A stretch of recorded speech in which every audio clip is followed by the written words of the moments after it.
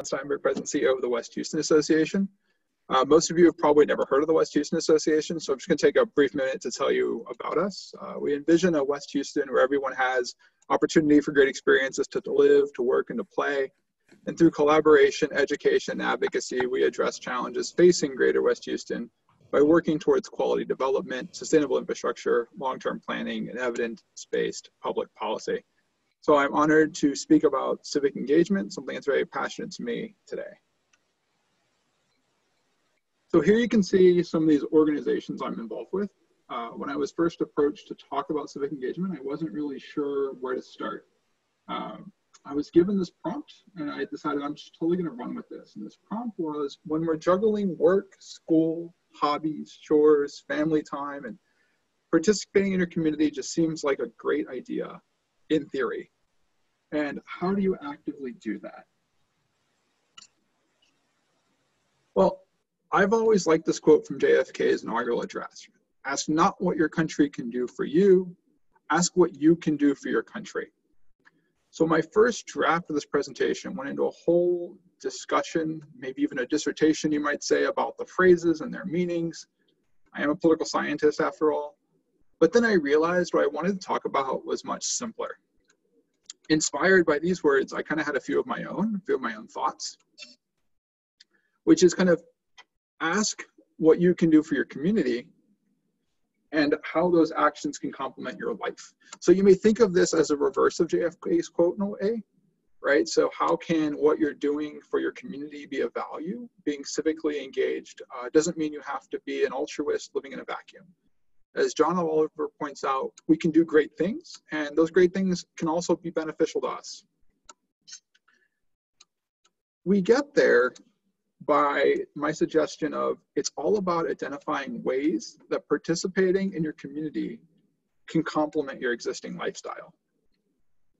And if you're wondering what I mean by that, I'm going to take a few minutes now and kind of show you how it's done, and hopefully you'll walk through this kind of process with me. So I argue that participating in your community can complement your occupation, it can complement your interests, it can complement your values, and it can complement your purpose or your goals. So if you want to walk along here with me, take out a piece of paper and something to write with. I'll give you a second to do that. So take your piece of paper and divide this into 4 sections. One for each of these topics. And as we move forward, this will be kind of a workshop that I hope will provide value regarding how you think about civic engagement and how it complements your lifestyle. So breaking it down, the first step we have is this idea of complementing your occupation.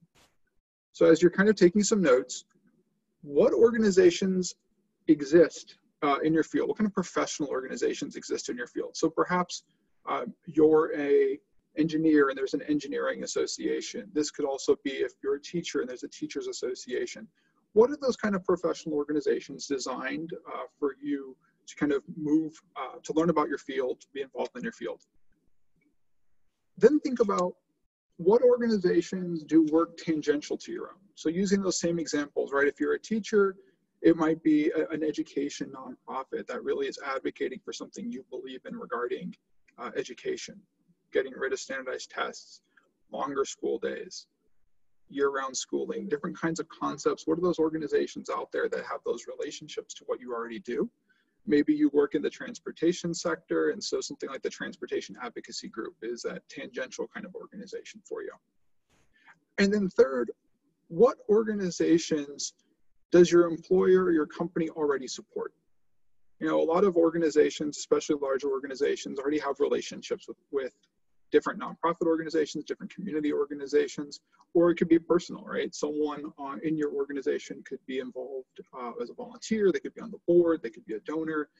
What are those pieces? And again, write all that down in that occupation category. What organizations can you think of that kind of fit any of those pieces?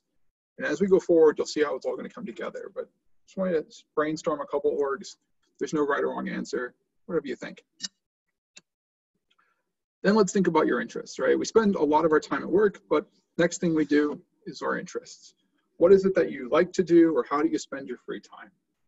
Maybe you play sports, maybe you're like me and you watch too much TV, whatever it may be. Do you like to read? Are there certain things you're interested in? Do you like to ride your bike? And then as you think through those, are there organizations that might align with some of these factors? So maybe if you're an avid cyclist, the B-Cycle is an organization that aligns with that interest. If you're really into sports, there's a lot of different organizations in the community that relate to sporting, whether it's as a hobby or whether it's as a way to be involved. So it can be something like maybe you help coach Little League, right? What are those kind of tangents? And you don't have to write down what you do, but just think about what you like to do and how you spend your time and what organizations that might exist. Even if you don't know for sure that they exist, are there concepts of organizations that you could write down and we can think through how to make that happen. And if you don't know the exact orgs, that's fine too. You can just be like, oh, is there a bicycle org? Then your values. What do you deeply care about that gives your life meaning? You may or you may not have answers to this. It depends kind of how self-reflective you've been in your own past. If you have some ideas about what things you care deeply about, jot that down.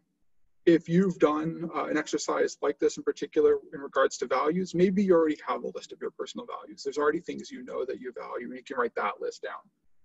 And if you've done both of those before, maybe you even know some organizations that share your values. You may be able to think about, wow, I'm really passionate about animal rights. I care a lot about that, and therefore I know I'm interested in the SPCA or whatever organization that may be that you already know have those connections. Now, if you don't know, that's fine. If you're still at that first part, you just know what you care deeply about, write that down. That's fine as a starting point. And I'm happy to point you to resources later on how you can take that and figure out your values and how you can take your values and figure out those organizations. But just start writing those first set of notes down. And then this fourth part is kind of complementing your purpose or your goals, right? How do I want to spend my time? What do I want to get out of my efforts? I watch a lot of TV, as I said, but it's not because I just want to be a couch potato. It's just something I do. I still have specific purposes, just like I think all of us have purposes and kind of meanings in our lives. Again, this is deeper. There's no right or wrong answer. But do you have certain kind of gut feelings about what you want to get out of your efforts and how you want to spend your time in that grandiose kind of way? So as I said, take a few minutes, jot some concepts down. And what I'm going to do next is walk through kind of an example. So this is an example based on a civil engineer working for EHRA Engineering, real company, who works in project management. I based this off a real person, but I wanted to make a person that was more relatable to the audience than myself. As someone who's in the nonprofit sector, it's, I feel like, an unfair comparison as opposed to someone who's in a more representative job of a place where some of you may be. So thinking about that in regard to their occupation, we talked about that first. So American Society of Civil Engineers Houston is an example of that professional group that they may belong to or they could belong to. Urban Land Institute is an example of that tangential piece, right?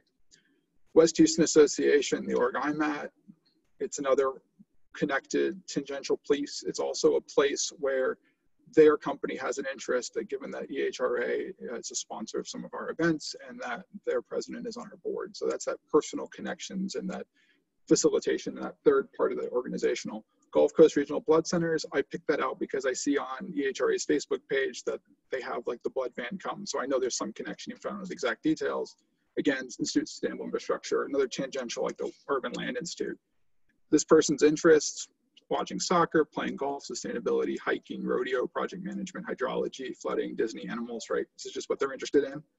Some of their values: family, commitment, perseverance, spirit of adventure, environmentalism, and then some purpose, right? What they really kind of care about is doing good work at their job and enjoying spending time with friends and family and improving the lives of animals. So then we start to draw this first level of connection. How do we start thinking about these things to go together? Some of them I think are very obvious to people, right? Like family and enjoying spending time with friends and family, commitment, doing good work, conscientiousness. You bring in the interests, so you think about things like sustainability, environmentalism relate. Their interest in camping and hiking likely relates both to their spirit of adventure and environmentalism. Hiking, camping, also is how they spend time with family. So you're bringing in your hobbies already. You're thinking about that connection, and you're wondering, how does this connect to that civic engagement piece? Well, here, the first way it connected is this idea of hiking, sustainability, environment, spirit of adventure related to this person's engagement with the Girl Scouts and being part of that organization, a civic organization that connected some of their values, some of their purpose, and some of their interests together. Another way this person's connected these pieces is through this interest in animals and improving the lives of animals, and they foster dogs. Another kind of way to be civically engaged, maybe not as politically civically engaged, but a way to be involved with their community and involved in issues that matter to them. What I think is really interesting is when you start to bring in the occupation. I think that's the part we often don't think about, despite that we spend the majority of our time at work or doing work stuff, right? A lot of our time is work. Well, here, for example, doing good work at their job, American Society of Civil Engineers, it gives this ability for them to learn maybe practices and trades and become a better engineer. At the same time, through their engagement with the West Houston Association, we have a Rising Leaders program, so kind of getting a leadership program where they're learning more about social issues and issues facing West Houston as a community. Another thing along the way of connecting this doing good work to the Institute for Sustainable Infrastructure, as well as their interest in sustainability. So it's another kind of tangential organization that maybe they get involved in, and through this involvement, they earn an Envision certification. So that's how they're doing a better job by having more credential. For those of you in the project management world, you could think of like a PMP or other kinds of credentials that have those same kind of abilities.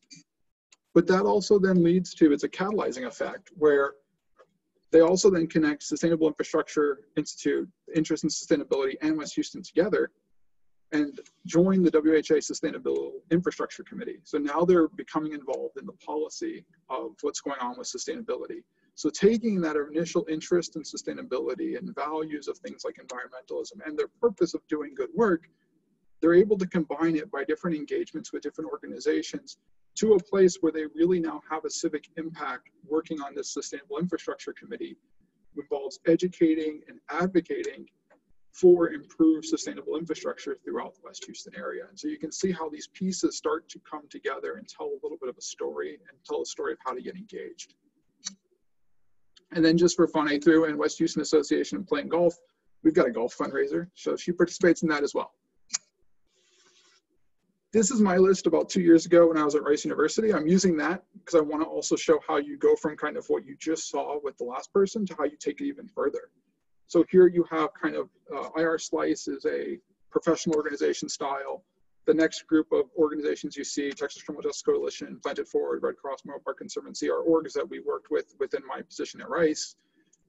Then some of my interests that we've talked about before, my values, my purpose, right? I'm not going to read all that to you.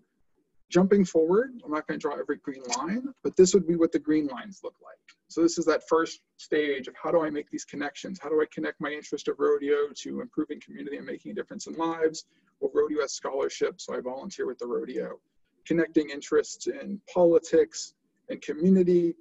I attend daily super neighborhood council meetings and get engaged civically there.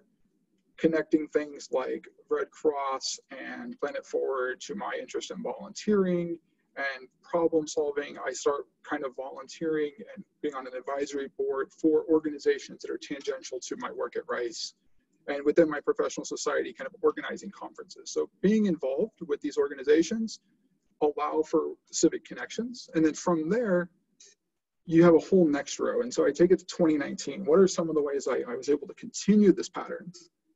And one of the big things I wanted to figure out how to do was to take my interests and my occupation and bring them together. So, right?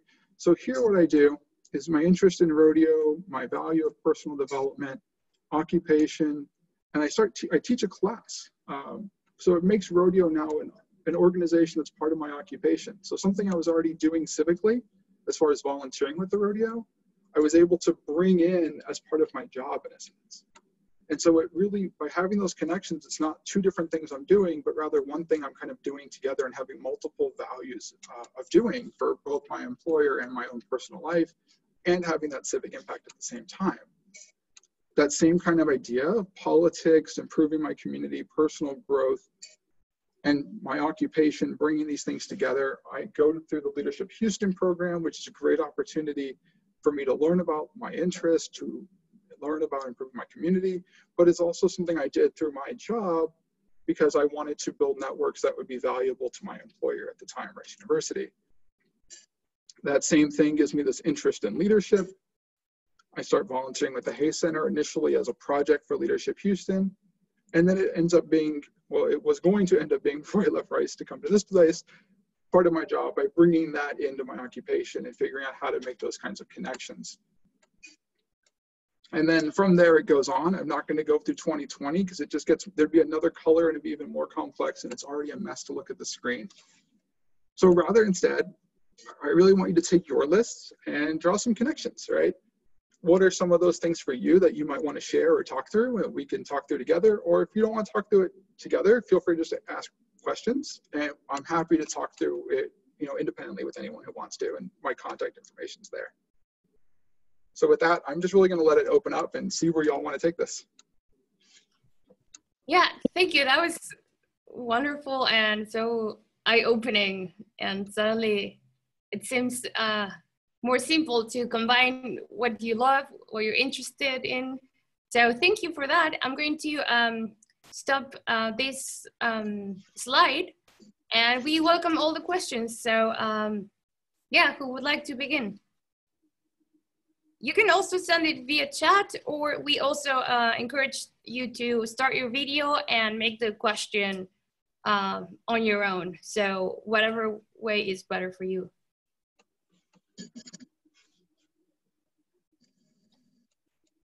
Okay, I'll be the first one.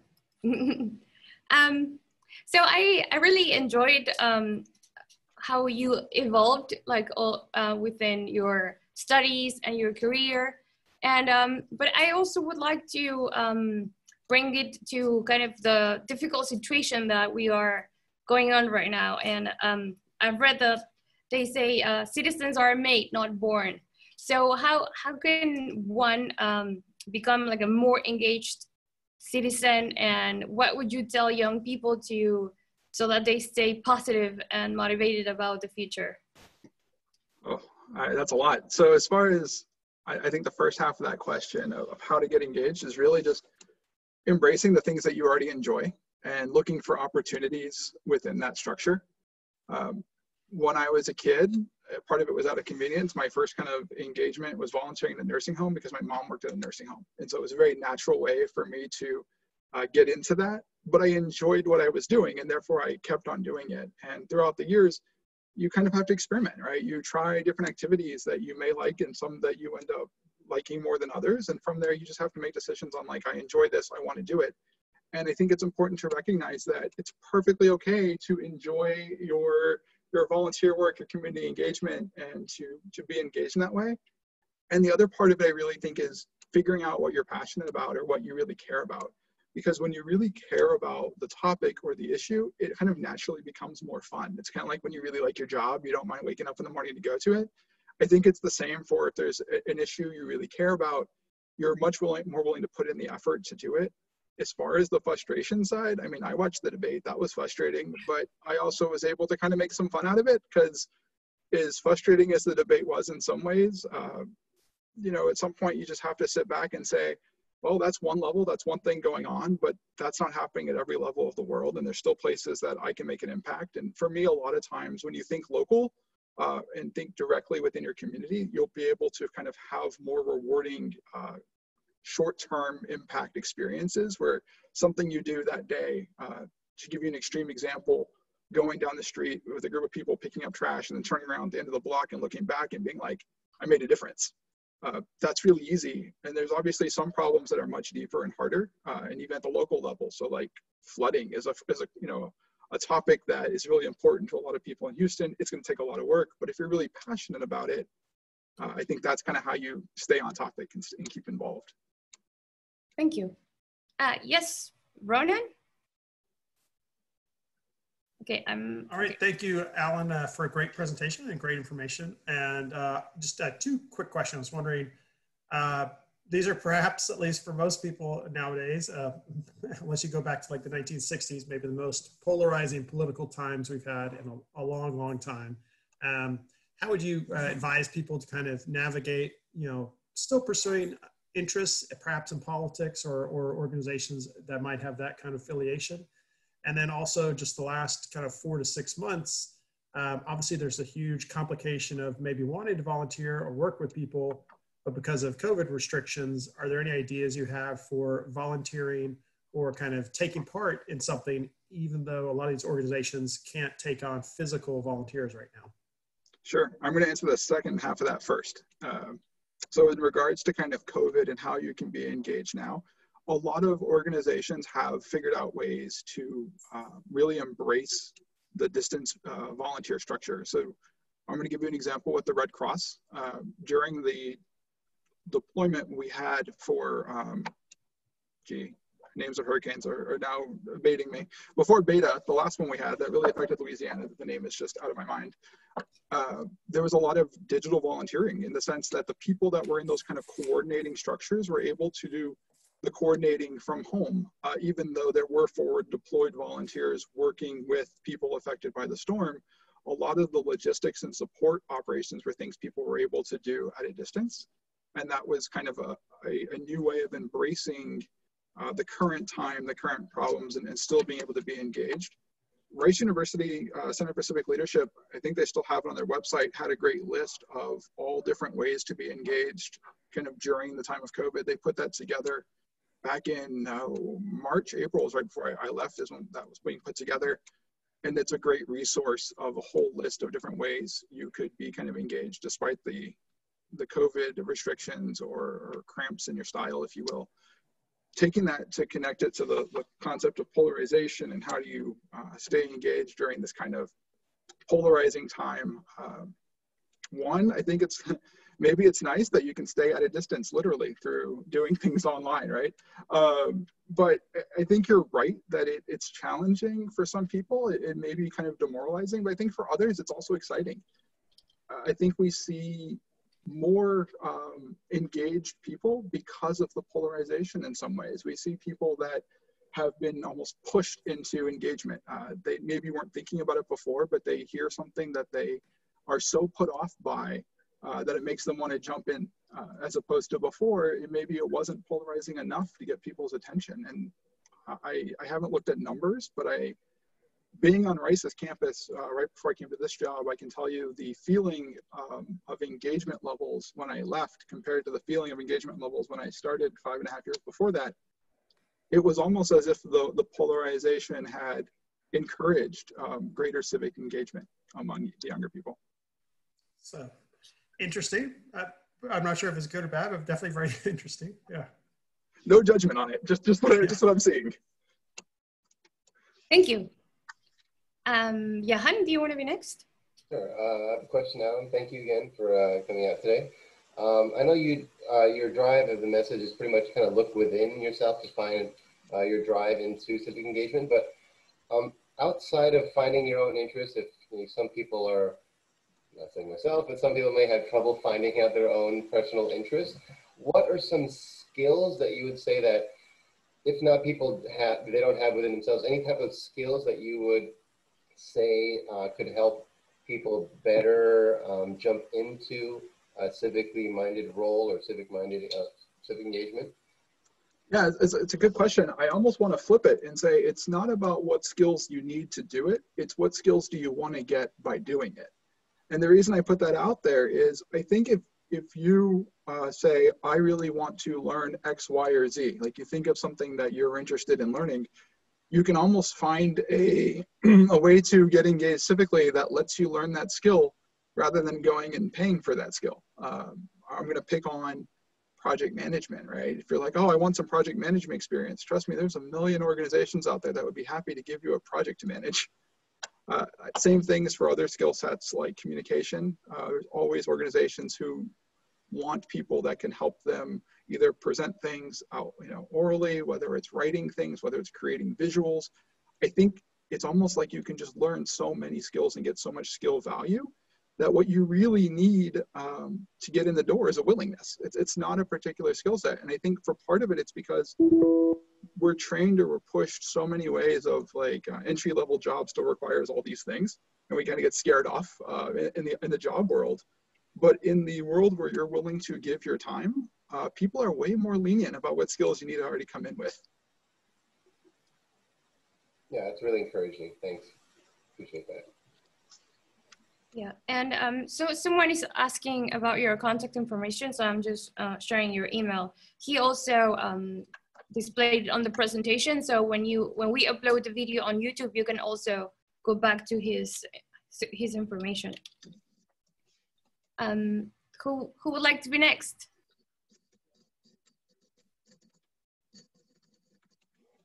Okay, you're too shy today. Okay, I have another question. Sure. So it might be related to what Ronan said. So how can we reverse the lack of awareness to public affairs within our community or within our circle?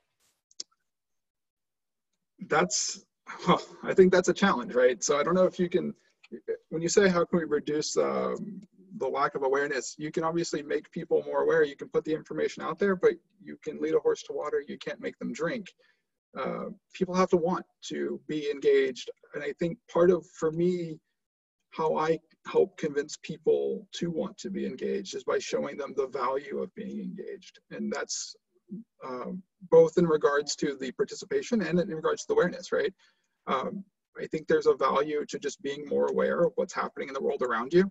And when people start to understand that value and see that value and get value from that awareness and that knowledge, it makes them want that information. Thank you. Last call for questions. So I have a question, and I apologize, you may have already gone over it because I was about 10 minutes late. So thinking about that, you know, I am really interested in international business. That was my, you know, master's degree specialization, and I've also had a lot of experience in politics. I'm wondering about, you know, sources of civic engagement in the Houston area, like a list or like an index, or I know you can look through Facebook and things like that, and you can find them. If you're creative and put effort in, you can figure it out. But I'm just thinking about, you know, is there a place where there's a long list of local organizations? That's a great question, Andrew, that I'm not sure if the answer to, if there is a list or if there isn't a list. I think though, if you're interested in international business, you know, you're in the right place already, at least for part of it. I feel like there's probably opportunities to both build the network and build the engagement here, as well as the people here probably have a better list of international ones than I do.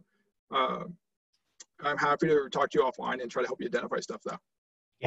Yeah, and so on our website, when you go to Local to Global, so that is the Young Professionals Network, we have a list of other organizations, volunteering opportunities, other networking opportunities. So yes, also feel free to email us. And as I said, you will see Alan's information on the video as well. Okay, good deal. I will reach out. Okay. So if nobody else has a question, I just want to thank you all. Alan, you're amazing, and thank you for this outstanding presentation and advice. And we'll look forward to seeing you in 2 weeks, when we will have a talk about entrepreneurship mindset. And yeah, and don't forget to go to our YouTube channel and our website. And thank you everybody again.